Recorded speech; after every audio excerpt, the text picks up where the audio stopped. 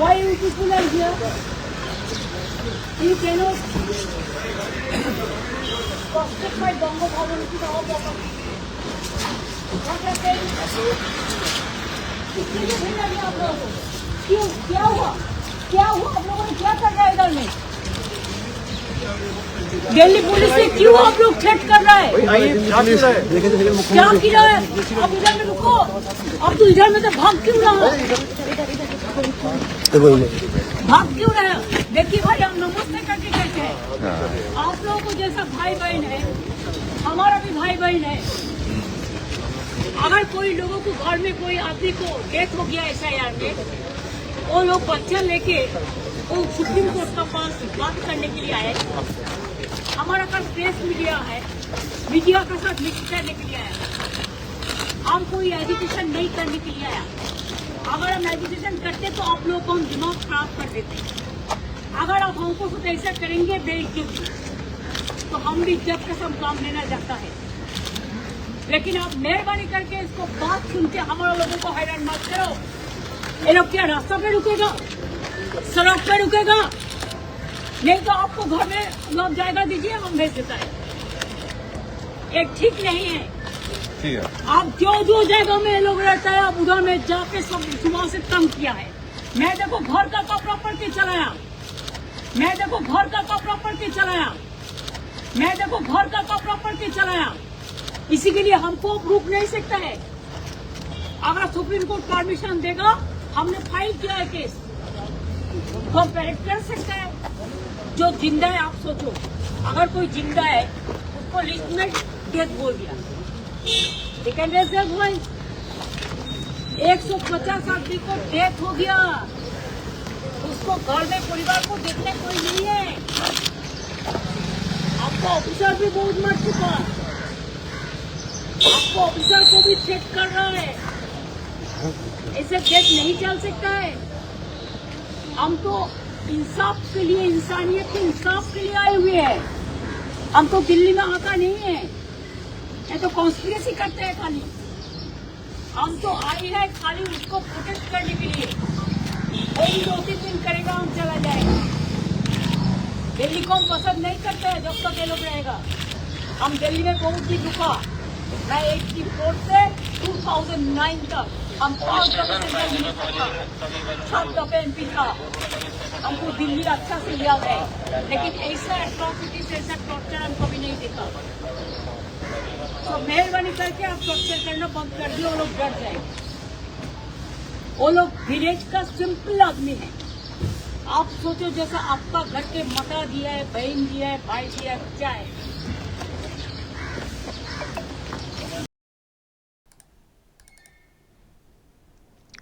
দর্শক, যা সব দেখলেন তার মধ্যে ওই যে অংশটা, দিল্লি পুলিশকে কাপড় দেখাচ্ছিলেন, দিল্লি পুলিশকে কাপড় দেখাচ্ছিলেন।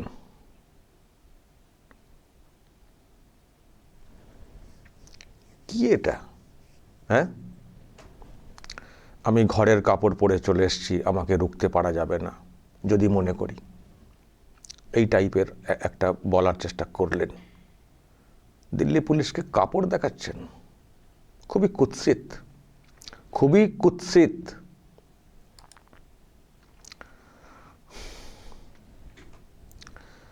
দিল্লিতে কি করতে গেছেন? হ্যাঁ, এই যে আজকে দেখবেন এই ভিডিও ভাইরাল হবে, অনেকে অনেক কথা বলবেনও, সহ্য করতে হবে, কিছু করার নেই। আপনি দিল্লি পুলিশকে কাপড় দেখিয়েছেন, দিল্লি পুলিশকে আপনি গিয়ে কাপড় দেখিয়েছেন। আপনি যাই বলুন, যেটাই বলার চেষ্টা করুন, যেটা করেছেন, এর অনেক ব্যাখ্যা, অনেক ট্রোলিং হতে পারে, হয়তো আপনার লোকেরা আবার পাল্টা কেসও করবেন, কিন্তু এই রকম আচরণ করলে অনেকে অনেক কথা বলবেনই। তো দিল্লিতে কি করতে গেছেন দর্শক? বঙ্গভবন যেটা আছে দিল্লিতে, যেটা খবর যে ওখানে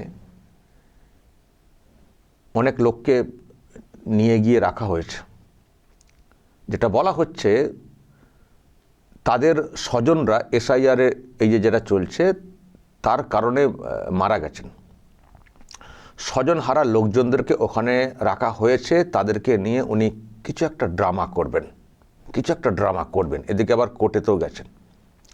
তো পুলিশ ওখানে খবর পেয়েছে, পুলিশের কাজ খতিয়ে দেখা, হতে পারে চেক করা হচ্ছে যে কতজন ওই এসআইআরের ব্যাপারে আসা বা যদি এসআইআর ইত্যাদির নাম করে বাইরের কাউকে ওখানে এনে রাখা হয়েছে কেন। কারণ কিছুতেই তো বিশ্বাস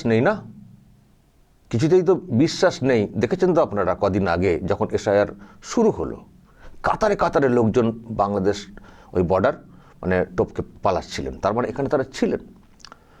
তো ওনারা বলছেন যে এসআইআরে স্বজনের মৃত্যু, কিন্তু তার ফাঁকে আরও কারা এসছেন, তাছাড়া আরও হয়তো অনেক সিকিউরিটির ব্যাপার স্যাপার থাকে, সেগুলো খতিয়ে দেখা হতে পারে। আর আমি জানি না ভিতরে ঢুকে আদৌ সেটা চেক করেছে কিনা পুলিশ, ইনি তো যা হয় তার থেকে বেশি করে বলেন।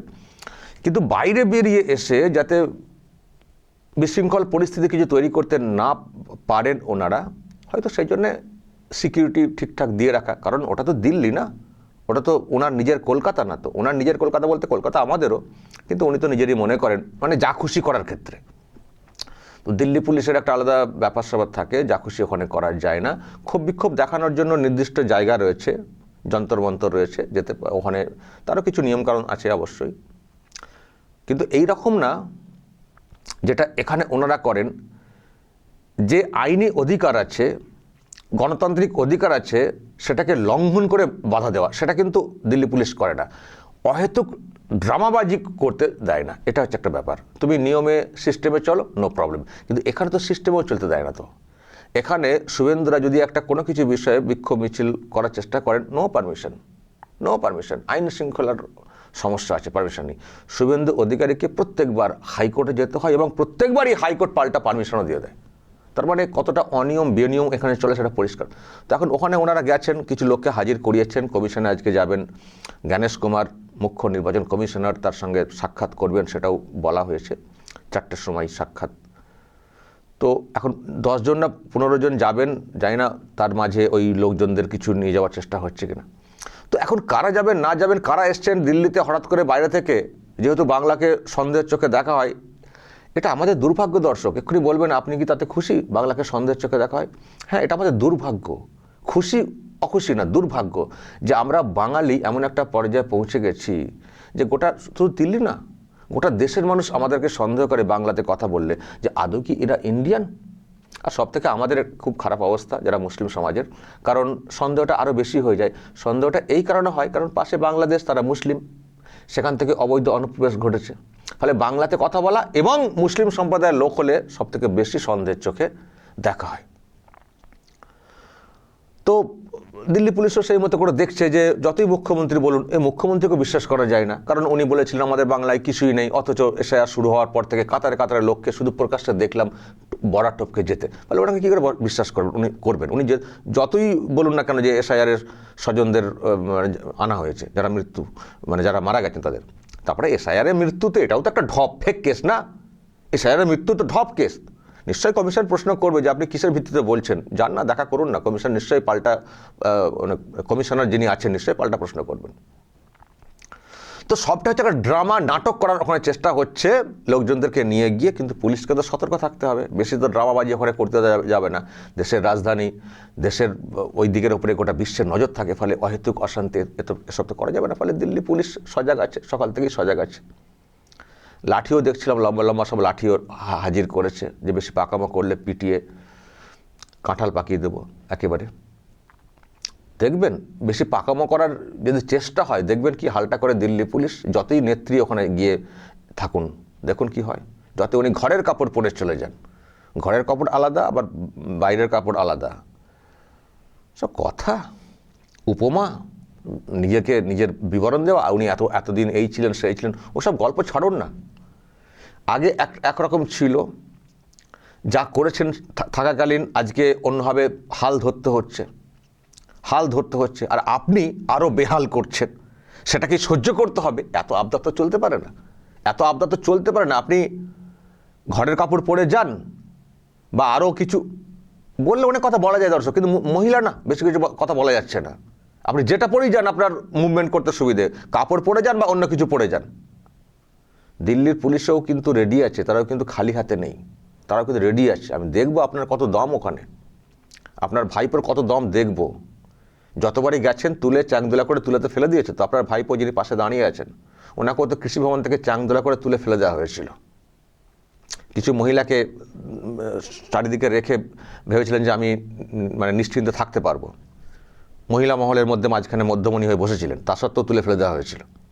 কদিন আগে স্বরাষ্ট্র দপ্তর যেটা আছে তার সামনে আপনাদের মহুয়া মৈত্ররা ধর্নাতে গেছিলেন, তুলে ফেলে দেওয়া হয়েছিল। ওখানে এসব চলবে না, ওখানে এসব চলবে না। আর দ্বিতীয়ত নিয়ম মতো চলবে, যেটা আপনি এখানে নিয়ম মতো চলেন না। ওখানে গিয়ে বলছেন এরকম কেন করছেন, আপনি কি করেন এখানে, আপনি কি করেন এখানে? একটা মিছিল করতে দেন না, ফাঁকা জায়গাতে মিছিল করতে দেন না। আপনার মিছিল যদি কলকাতায় থাকে আপনি বলবেন শিলিগুড়ি থেকে অন্য কেউ মিছিল করতে পারবেন না। আর ওখানে গিয়ে ড্রামা করতে গেছেন, লোকজনদেরকে নিয়ে বঙ্গভবনে তুলেছেন, সেটা পুলিশ চেক করবে না, নজর রাখবে না পুলিশ যে কারা এরা? এখনো তো তুলে ফেলে দেয়নি, চেক করছে, সিকিউরিটি যা যা করা সেটা করছে, লোককে দেখাচ্ছেন। কই আচ্ছা আর একটা কথা, উনি বলছেন 150 জন না কতজন মারা গেছেন এসআইআরে, 12টা জায়গাতে এসআইআর চলছে। কই আর তো কোনো রাজ্যের কেউ তো এইভাবে আসেননি, যত মারা যাচ্ছেন সব এসআইআরে এখানেই। তাহলে এখানে আতঙ্কটা কিসের সেটাও প্রশ্নের। এই যে এসআইআর আতঙ্কে মারা যাচ্ছেন বলছেন, আতঙ্কটা কিসের? যারা এখানকার নাগরিক তাদের তো কোনো আতঙ্কের তো কোনো কারণ থাকার কথা না। কেন এখানকার নাগরিকরা আতঙ্ক থাকবে? ডকুমেন্ট আছে, আতঙ্ক থাকবে কেন? নাম যদি এবার নাও উঠে তাতেও কোনো আতঙ্কের কোনো ব্যাপার নেই। নাম না উঠলে যে তিনি বিদেশি হয়ে গেলেন তা কিন্তু না, টেকনিক্যাল কারণে নাম অনেকের বাদ হয়ে যেতে পারে। তো আগেও তো হয়েছে, যখন মানুষ নাম তোলার চেষ্টা করেন সবসময় কি সবার নাম একসঙ্গে উঠে যায়, অনেকের নাম বাদ যায় না অনেক কারণে? তাহলে কি তিনি পরে নাম এন্ট্রি করতে পারেন না? তো যদি কোনো কারণে এবার নাম এন্ট্রি কারো নাও হয়ে থাকে, আমরা চাই সবার হয়ে যাক, যদি নাও হয়ে থাকে তাহলে তো ভয়ের কোনো কারণ নেই। তাহলে কেন মারা যাবেন কেন আতঙ্কে? আতঙ্কে তারাই মারা যেতে পারেন যারা সত্যি এদেশীয় না, অন্য দেশ থেকে টপকে এসছেন, তাদের মধ্যে আতঙ্ক থাকতে পারে। বাকি আতঙ্কের তো কোনো কারণ নেই।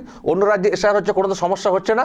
যত সমস্যা পশ্চিমবঙ্গে, সব নিয়ে গেছেন, যাদেরকে নিয়ে গেছেন তাদেরকে পরীক্ষা করতে হবে প্রথমত আদৌ এটা এসআইআর রিলেটেড কিনা, আর মারা গেছেন মানে যেটা বলা হচ্ছে হ্যাঁ এসআইআর রিলেটেড, সত্যিই আতঙ্কে মারা গেছেন, তাদেরকে চেক করতে হবে তারা অ্যাকচুয়ালি কোত্থেকে আসে। নাহলে আর কোনো রাজ্যের কিছু দেখতে পাচ্ছি না, যত বঙ্গের প্রবলেম। অন্যান্য রাজ্যে তো আরো অনেকের নাম বাদ চলে গেছে খসড়া তালিকাতে, কোটি কোটি, সেখান থেকে মুভমেন্ট হচ্ছে না, সেখান থেকে কিছু হচ্ছে না। অখিলেশ যাদব এসে বড় বড় কথা বলে গেলেন, সেই ইউপি পাশে, দিল্লির পাশে, সেখান থেকে এরকম ক্ষোভ বিক্ষোভ হচ্ছে না। দিদি চলে গেছেন বঙ্গে, বঙ্গভবনে সব লোকজনদেরকে নিয়ে রেখেছেন, তো পুলিশ চেক করবে না? পুলিশ চেক করবে, চেক অবশ্যই করা উচিত। আর যদি বেশি পাকামো করে, আবারও বলছি, লম্বা লম্বা লাঠি দিয়ে পিটিয়ে সোজা করে যাও, যান এখান থেকে। ন্যাকামো করতে এসছেন, এসে কাপড় দেখাচ্ছেন দিল্লি পুলিশকে। দর্শক বলবেন, যদি আপনাদের কিছু বলার থাকে অবশ্যই বলবেন কমেন্ট বক্সে। নজর রাখবেন আরামবাগ টিভিতে।